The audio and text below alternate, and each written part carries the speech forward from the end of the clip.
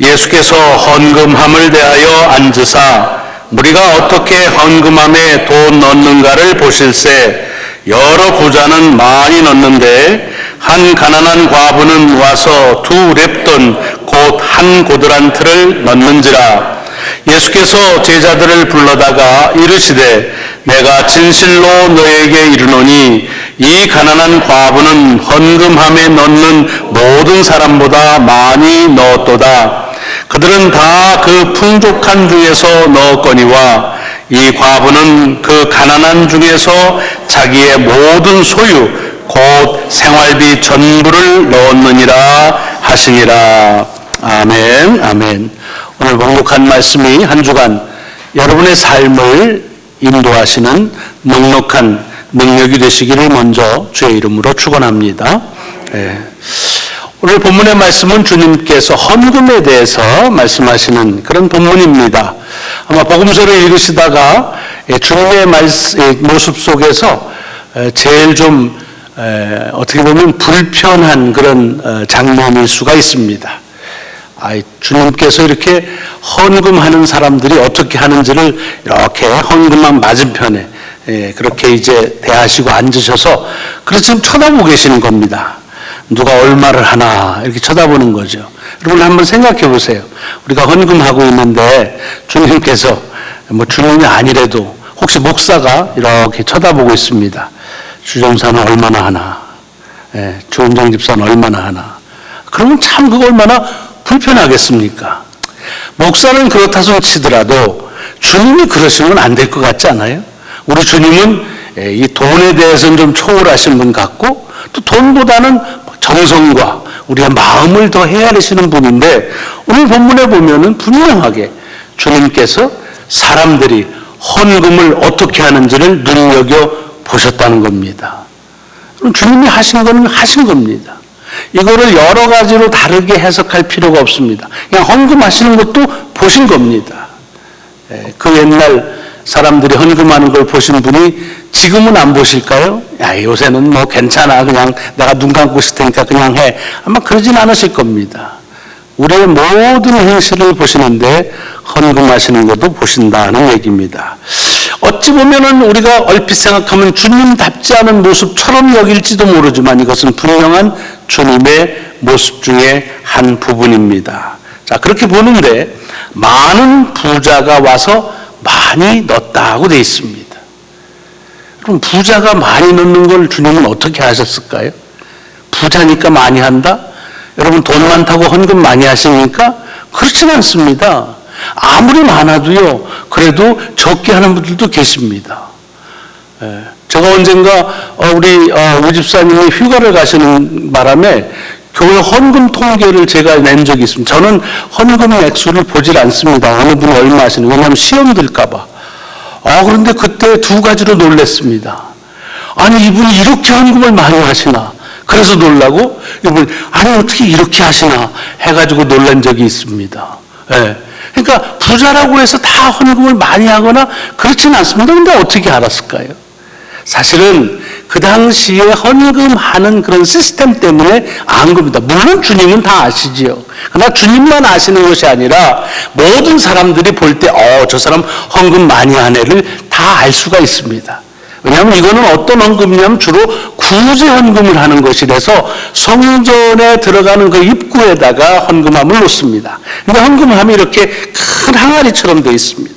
그래가지고 거기에 옛날엔 지폐가 없고 다 동전이죠. 그 화폐죠. 그래서 동전을 가지고 이제 거기다 집어넣습니다. 그러니까 동전을 많이 넣으면 딸랑딸랑 해가지고 무슨 뭐 이렇게 잭바 터진 것처럼 막 쫙 이렇게 그러면 사람들이 다 듣는 거죠. 야, 헌금 많이 하네. 혹시 그것 때문에 사람들이 더 헌금을 할 수도 있었을지도 모르겠습니다. 다 그런 건 아니겠지만 반대로 헌금을 조금 하면 그냥 딸랑 하고 마는 거지요. 그러니까 그것 때문에 오히려 창피해서 안 하는 게 낫겠다. 뭐 그럴 수도 있겠지요. 그러니까 부자가 헌금을 많이 했다는 건 사람들이 다 아는 겁니다. 주님만 아시는 게 아니라. 자, 그렇게 부자들이 헌금하고 갔는데 그 다음에는 한 가난한 과부가 부자로 혼자 사는 여성은 그 당시 별로 없었습니다. 다 가난했습니다. 그런데 유독 여기에 가난하다는 말을 한 거 보니까 그렇게 혼자 되신 분들 가운데도 아주 가난한 분이셨던 것 같습니다. 이분이 오셔서 헌금을 하는데, 오늘 본문에 보면은 우리가 낯설은 헌금 단위가 나옵니다. 화폐 단위가 렙돈이라고, 2렙돈이라고 되어 있습니다. 요거는 그리스의 돈인데, 동전인데 렙돈이 제일 작은, 여러분 우리 지금 하는 센트일까요? 예, 그 정도 됩니다. 2센트를 넣는 거라고 보시면 돼요. 제일 작은 거. 그리고 그거를 로마 화폐로는 고드란트라고 합니다. 그 두 개가 한 고드란트가 됩니다. 어떤 성사학자 이렇게 이걸 설명한 거 보니까 지금으로 따지면 $1가 안 되는 정도의 가치라는 것입니다. 그걸 넣은 겁니다. 그러니까 딸랑 하고 끝난 거죠. 뭐 두 개니까 딸랑 했을까요? 어쨌든 소리가 그냥 그렇게 하고 말았습니다. 오늘 본문에 보면 아주 대조적인 헌금하는 모습을 우리에게 보여주는 거예요. 부자들이 그것도 여럿이 와서 많이 헌금을 하니까 그냥 동달랑달랑 쭉 하다가 어떤 분이 와가지고 딸랑딸랑 끝나는 겁니다. 자, 이렇게 요거까지 보시더니 주님께서 제자들을 모으십니다.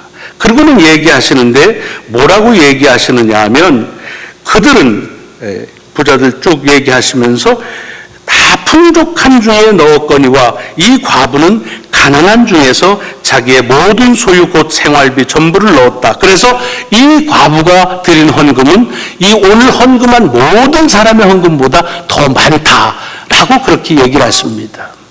사실은 헌금의 액수는 누가 하든지 그것은 변하지 않습니다. 저는 우리 할머님이 주일날이 되면 당신이 입고 갈 옷 동정을 다리시고, 그리고는 헌금 드릴 이제 돈 지폐를 다리셨습니다. 어렸을 때 생각에 아니 다린다고 뭐 100원짜리가 1000원이 되나 그런 생각이 들었어요. 여러분, 부자가 드리나 가난한 사람이 드리나 그냥 1불이면 1불이지 10불이 되거나 뭐 100불이 되거나 그러지 않습니다. 그러니까 똑같은 거예요. 자, 그런데 오늘 본문에 보면 왜 이렇게 말씀하시느냐, 이게. 왜 이 가난한 과부가 드린 헌금이 더 많이 드렸다고 말하느냐. 그럼 우리는 금방 펄쩍 뛰어가지고 주님은 액수를 보지 않으시고 우리가 즐겨 사용하는 말, 우리의 마음을 보신다, 정성이라 그럽니다. 근데 오늘 본문에 보면 부자들이 정성 없이 헌금했다는 말이 없습니다. 또 이 과부가 헌금을 하면서 모든 사람보다 더 정성스럽게 헌금했다는 표현도 없습니다. 그러니까 부자가 돈 많이 내는 거에 대해서 우리는 부정적으로 얘기할 수 없습니다. 그 중에는 정성스럽게 한 이들도 있을 겁니다. 또는 가난하지만 헌금을 조금 하면서도 그냥 막 하는 사람들도 있었을지 모릅니다. 그런데 오늘 본문에서 주님께서 이 가난한 이 여인이 드린 헌금에 대해서 귀하게 여기는 건 뭐냐면, 다른 사람들은 그들이 가지고 있는 것 중에 일부를 드렸지만 이 사람은 자기가 가지고 있는 것의 모든 것을 다 드렸다라고 해서, 그래서 말씀을 그렇게 하신 거라는 얘기입니다. 이걸 잘 들으셔야 된다는 거예요. 점프하지 마세요. 이것이 부자가 드린 헌금과 가난한 사람이 드린 정성의 차이라고 오판하시면 안 됩니다. 정성에 대한 말씀은 없습니다. 그럼 왜 이렇게 말씀을 하셨는가? 뭐 추측을 많이 해볼 수 있습니다. 사실은 부자라고 해서 헌금을 많이 하기가 쉽지 않습니다. 여러분 잘 아시지만 돈이라는 건 있으면 쓸 데가 있는 거예요. 돈이 많으면 쓸 데가 많습니다. 그렇기 때문에 돈이 없을 때는 내가 돈 있으면 뭐 다 드릴 텐데, 안 그래요. 돈이 많아도 쓸 데가 많아서 하나님께 많이 드리는 것이 쉽지가 않습니다. 자, 그런데 오늘 본문에 보면 이 가난한 과부가 헌금을 하는데, 그런데 생활비 전부를 드렸다. 그것도 귀하죠. 근데 사실은 생활비 전부라는 게 일분이 안 되는 액수입니다. 아주 미천한 겁니다. 물론 그것도 드렸다고 하는 것이 귀하긴 합니다만은 객관적인 기준으로 보자고 한다면 사실은 얼마 되지 않는 그런 것이라는 것을 우리가 볼 수가 있습니다. 그런가 하면은 여기에 있는 것이 어떤 과부의 정성을 얘기하는 것이 아니라고 그랬습니다. 그럼에도 불구하고 왜 주님께서는 이 과부가 드렸던 헌금에 대해서 이렇게 부자들이 드린 헌금과 거의 같게 평가를 하시는가? 오늘 본문은요, 이것이 사실은 헌금을 한 대상자, 당사자들에게 하는 말이 아닙니다. 얼핏 잘못 생각하면 헌금한 부자들은 무시해버리고 그리고 가난한 사람이 헌금한 것만 칭찬했다 그러는데 여기 칭찬했다는 말 없습니다. 무시한 것도 없습니다. 사실은 지금 이 이야기는 헌금한 당사자들에게 하는 말이 아니라 제자들에게 하는 말입니다. 헌금을 부자들이 하고 가난한 자가 하는 것을 보고 나서는 제자들을 모아서 그래서 이 가난한 과부가 다른 많은 사람보다 더 많이 드렸다라고 얘기하고 있습니다. 왜 그럴까요? 제자가 되면 헌금 생활은 똑바로 해야 된다. 전부를 드려야 된다. 이거를 강조하기 위해서였을까요? 아닐 겁니다. 왜? 제자들은 이미 자기 생활 다 포기하고 주님을 따라간 사람입니다. 사실은 헌금할래도 헌금할 재산이 그들에게는 없습니다. 그러니까 제자들 보고 헌금 생활 똑바로 하라고 해서 이 말씀을 제자들에게 한 것은 아닙니다. 그럼 무엇을 주님께서 제자들을 통해서 오늘 우리에게도 말씀하시려고 하는 것이냐 하는 겁니다. 여러분, 헌금은 여기 돈을 낸다고 하는 말은 아까도 말씀드렸지만 누가 내든지 객관적인 기준은 1불보다 10불이 많고 10불보다 100불이 많고 100불보다 1000불이 많습니다. 이거는 헌금을 드린 사람이 누구든지 불변하는 겁니다. 누가 드렸다고 해서 1불이 1000불보다 많을 수는 없습니다. 그것이 객관적인 기준입니다. 사람들은 그것을 가지고 사람들이 헌금을 어떻게 하는지를 평가합니다. 주님도 그렇게 얼마나 내는지를 보셨습니다. 객관적인 기준을 보신 겁니다. 그래서 동전이 많이 떨어지는 사람, 그 다음에 동전이 딸랑 떨어지는 사람을 가지고 사람들은 거기까지는 압니다. 부자들은 헌금을 많이 했구나. 저 사람은 헌금을 조금 했구나. 그럴 수 있습니다. 그런데 왜 주님께서 이 가난한 이가 한 것을 가지고서 귀하게 여기느냐? 그것은 누군가가 하는 일들, 이것이 지금은 여기는 헌금입니다마는 그것이 무엇이 됐든지 간에 객관적인 기준을 가지고서 그렇게 획일적으로 평가하면 안 된다고 하는 말씀을 제자들에게 그리고 우리들에게 해주시는 말씀입니다. 그럼 이게 왜 귀중한가 하면 지금도 우리가 어떤 사람들을 평가할 때는 객관적인 기준을 가지고 평가할 때가 참 많습니다. 저 사람 잘 살아. 그럼 뭡니까? 그 사람이 얼마나 많이 가졌느냐. 그냥 좀 통속적으로 말하면 얼마나 많이 버느냐. 얼마나 잘 쓰느냐. 이런 것 가지고서 얘기합니다. 또 그 사람에 대해서 그 사람이 어떻다 뭐 좋다 얘기하는 걸 보면 대개는 그의 지위 또 역량 이런 것 객관적으로 누가 봐도 그것은 어떻게 할 수 없는 그런 데이터를 가지고 말합니다. 여러분, 객관적인 기준이라는 건 그래서 굉장히 파워가 있습니다. 누구도 거기에 시비 걸 수가 없습니다. 객관성이 있다고 하는 것 때문에 그렇습니다. 근데 이것이 사실은 사람을 평가하는 데 있어서 매우 위험할 수 있다고 하는 것입니다. 객관적인 데이터로 보면 분명히 부자들이 낸 헌금이 훨씬 더 많은 헌금입니다. 그런데 주님은 그런 객관적인 데이터를 가지고 하시는 것이 아니라 이것은 대단히 상대적이고 주관적인 관점을 가지고 이 과부가 드렸던 헌금에 대해서도 이게 많다라고 말하는 것입니다. 무엇을? 그가 어떤 형편에서 하는지, 그가 어떤 사정에서 그 헌금을 드리는지를 헤아리는 겁니다. 사람들은 액수를 그것을 이제 가지고서 객관적인 평가하지만 얼마를 드리느냐 하는 거 가지고 평가하지만 주님은 그 헌금을 어떻게 드리느냐 하는 것도 보고 계시다고 하는 것을 오늘 본문 속에서 주시면서 우리의 삶에 대한 평가도 마찬가지라는 것입니다.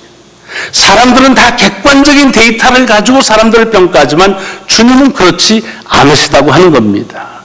정말 객관적인 데이터가 무섭도록 우리의 사회를 지배하고 있습니다. 여러분, 요즘에 엊그제 여기 워싱턴하고 다저스하고 야구하러 와서 유현진 요즘은 뭐 정말 인기가 좋잖아요. 야구 정말 잘한다. 정말 잘합니다. 그런데 야구는 모든 데이터를 가지고서 평가하는 스포츠입니다. 그래서 그가 승률이 어떻고 사구를 후보를 얼마 만에 줬고 여러 가지를 합니다. 그래서 그 데이터, 객관적인 데이터 가지고서 그가 어떤 선수냐가 평가되고 그리고 거기에 따라서 그에 대한 보수가 달라집니다. 아주 지금 오늘날 이 시대에 사람을 평가하는데 아주 극명한 표준이 야구 게임이라고 볼 수도 있습니다. 뭐 그건 그렇다 손 칩시다. 스포츠는 경쟁이니까 그렇다 손 치더라도 우리가 무슨 이 미술이나 음악이나 이런 예능도, 우리의 재능도 이런 객관적인 데이터를 가지고서 그렇게 평가하는 게 많습니다. 무슨 소리냐? 여러분, 좋은 음악가가 있다 하더라도 그가 어떤 콩쿠르에서 무슨 상을 받았느냐 하는 거 가지고 결정이 됩니다. 피아노를 아무리 잘 쳐도 그가 어떤 콩쿠르에 가서 뭐 입상을 못했다. 그럼 아무도 들으려고 하지 않습니다. 물론 못 치는 사람이 콩쿠르에 입상하는 경우는 없지만은 한국에도 유명한 지금 요즘에 그분 연주에만 인터넷에다가 표 내면 5분 안에 다 팔리는 그런 피아니스트가 있습니다. 근데 제가 볼 때는 그분이 피아노를 잘 치는 이유도 있겠지만 1등 때문에 가는 겁니다. 우리는 1등을 해야 그러면 뭐든지 객관적으로 검증이 됐다고 하는 것 때문에 무서울이 많지. 예능 자체도 그것도 그렇게 평가하고 있습니다. 사실 음악이라는 게 그 개인의 가지고 있는 그런 창조적인 어떤 독창적인 그런 것으로 평가돼야 되는데 그렇지가 않은 겁니다. 미술도 말할 것도 없고요. 요즘에는 교회도 그렇습니다. 교회가 어떤 교회냐? 미국의 100대 교회, 10대 교회 꽂는 거 보십시오. 그 기준이 뭡니까? 객관적인 데이터입니다. 얼마나 많이 모이느냐, 얼마나 많이 헌금이 되느냐, 무슨 사역을 하느냐 하는 것 가지고서 교회가 막 선별이 됩니다. 자, 그렇기 때문에 우리도 모르는 사이에 우리 주변에 이 객관적인 데이터로 사람들을 평가하는 일들이 무서울 만큼 잠식되어 있다는 것입니다. 이거는 사람의 미래에 대한 그런 검사도 객관적인 데이터에 의해서 주어집니다. 적성검사는 혹시 해보셨습니까? 적성검사하면은 그게 쭉 있는 많은 데이터 가지고 이 사람은 여기에 이렇게 있으니까 이런 성향으로 이거는 이런 것이 있다. 전혀 틀리진 않지만 딱 맞는 경우도 많지는 않습니다. 심리검사 마찬가지입니다. 이 사람이 무슨 직업을 가져야 되느냐는 것들, 어디에 맞느냐 다 객관적인 데이터를 가지고 합니다. 저는 그 객관적인 데이터를 무시하자는 것이 아닙니다. 다만 오늘 본문 속에서 객관적인 데이터를 가지고는 분명히 부자들의 헌금이 가난이보다 많이 했음에도 불구하고 주님은 그가 어떤 형편에서 어떤 마음을 가지고 했는지 그 한 사람에 대한 그 신실함에 대한 것을 놓치지 않으신다는 것입니다. 그리고 그것은 헌금만이 아니라 우리의 삶에서도 마찬가지입니다. 지난 주간에 멕시코 유카탄 지역의 메리다에 가서 우리가 선교 사역을 하고 왔다고 말씀을 드렸습니다. 굉장히 습합니다. 아주 눅눅하고 그래서 가서 하신 분들이 고생을 많이 하셨습니다. 의료 선교팀이 하루 나갔다 오더니 도저히 땀이 나가지고서 어떻게 할 수가 없다고 그래가지고 부랴부랴 임시로 이렇게 포터블 선풍기를 사다가 그래가지고 몇 대 놓고서 진료를 하기도 했습니다. 근데 거기는 전기나 있으니까 조그만 그 포터블 선풍기라도 샀지요. 이 보수 작업을 하는 교회는 전기가 없습니다. 그러니까 그냥 그대로 땀을 흘리면서 애를 쓰고 수고를 많이 하시고 돌아왔습니다. 근데 이렇게 가보면 참 열악한 환경 속에서 사는 것 때문에 마음이 좀 찡하고 아련하지요. 그런데 사실은 거기에 그런 마음 속에서 어떨 땐 한 걸음 더 나가서 무슨 생각이 드냐면 이 사람들이 얼마나 불행한가 하는 생각을 갖습니다. 그것은 무엇 때문이냐? 객관적인 데이터 때문에 그렇습니다. 선풍기도 못 켜고 전기도 없고 에어컨은 고사하고 먹는 것도 그렇고 이런 객관적인 것 가지고 어떻게 그렇게 살 수 있는가? 불쌍하다, 불행하다라고 말합니다. 여러분, 그런데 행복지수를 보면 중남미가 제일 높다고 그래요. 저는 그것도 그렇게 평가를 그렇게 신뢰할 만한 것은 아니라고 봅니다. 중요한 것은 뭐냐? 우리들이 그런 객관적인 데이터 속에서 한 사람 또는 한 곳에 대한 하나님의 그 신실하심, 그것을 놓치는 경우가 많이 있다고 하는 것입니다. 오늘 본문 속에서 제자들에게 주님께서 이것을 일으켜 세우고 다시 각인시키는 겁니다. 세상은 객관적인 데이터를 가지고 사람들을 평가한다. 그러나 너희는 그러지 마라. 나도 그러지 않는다. 하나님이 지으신 모든 사람들에게는 그 사람의 그 지은 모습 가운데 하나님의 온전함이 있고 그가 어떤 모습으로 사느냐, 그것이 객관적인 데이터보다 훨씬 더 중요하다고 하는 것을 다시 불러일으키는 말씀이 오늘 이 이야기의 주제가 아닌가, 이런 생각을 갖게 됩니다. 여러분, 우리도 모르는 사이에 자꾸 사람들에 대한 평가가 객관적인 데이터를 가지고 기준으로 평가하기가 아주 쉽습니다. 그럴 때 오늘 이 말씀을 우리에게 다시 한번 일으키시는 주의 음성으로 들어야 될 필요가 있다는 것입니다.